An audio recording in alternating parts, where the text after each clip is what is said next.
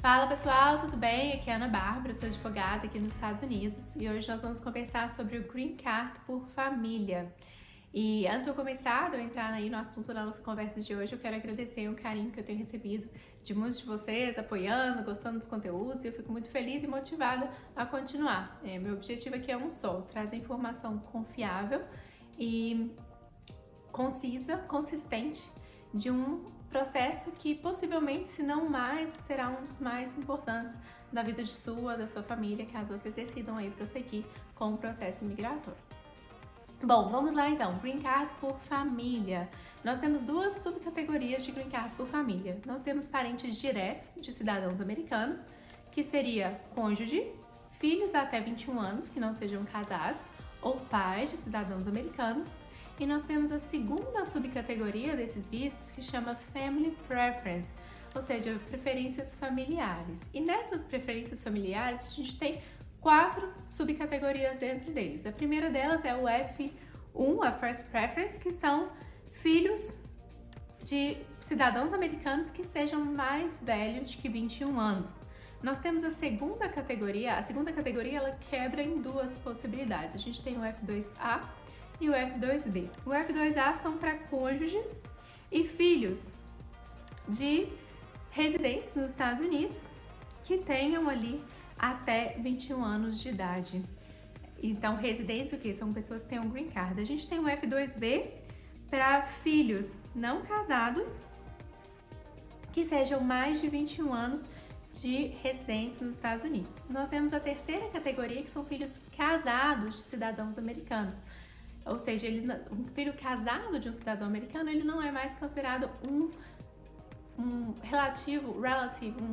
parente direto. Ele é considerado, então, no Family Preference, terceira categoria. E nós temos a quarta preferência, que são irmãos e irmãs de cidadãos americanos. E qual que é a grande diferença entre esses dois grandes grupos, parentes diretos e o Family Preference? O número de vistos disponíveis cada ano para essas categorias.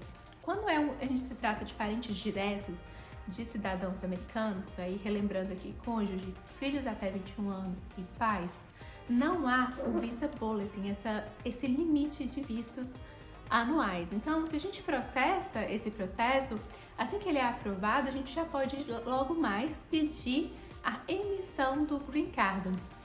A título de curiosidade, a elegibilidade num processo familiar, ela se dá por meio do formulário I-130.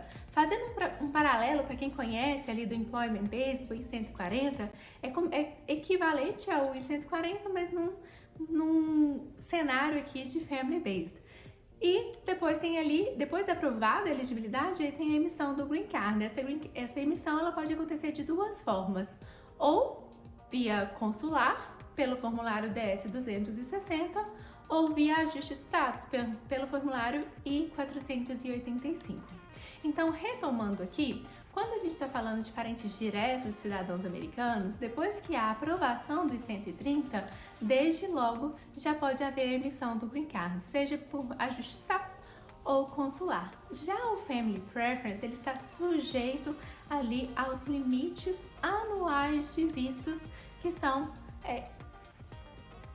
cada mês tem essa atualização do Visa Bulletin, que funciona similar ali a um Diário da União do Brasil, em que há uma publicação de disponibilidade dos vistos. E aí, a título de comparação, quando a gente está falando da quarta categoria de preferência, que são irmãos e irmãs, hoje o tempo de espera para uma disponibilidade de um visto para irmão está aproximadamente 14 anos.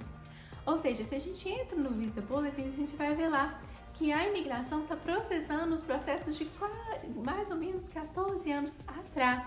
Então, a gente até pode mandar um formulário de 130, ou seja, reconhecendo esse vínculo, que de fato aquela pessoa, aquele potencial beneficiário, ele é irmão de um cidadão americano, mas depois de aprovado o formulário 130 da elegibilidade, temos que segurar essa aprovação até aquele visto ficar disponível. Eu vou estar colocando aqui na descrição do vídeo o link para o Visa Bulletin, que vai permitir que vocês visualizem o tempo de espera de cada uma dessas categorias do Family Preference. para que vocês possam consultar aí em relação a vocês que têm parentes nos Estados Unidos que podem se qualificar como potencial sponsor de vocês. E me coloco aqui à disposição em caso de dúvidas. E para responder algumas das dúvidas mais comuns que eu recebo para um processo de Family Based, se dá muito com relação ao stepchild, ou seja, o enteado, a enteada. Suponhamos que nós temos aqui um enteado ou uma enteada americano que tem 21 anos. E a pergunta é, esse enteado, ele pode pedir o green card para a madrasta, para o padrasto? A resposta é que sim, se o casamento com o pai ou a mãe aconteceu antes do aniversário de 18 anos desse enteado ou da enteada.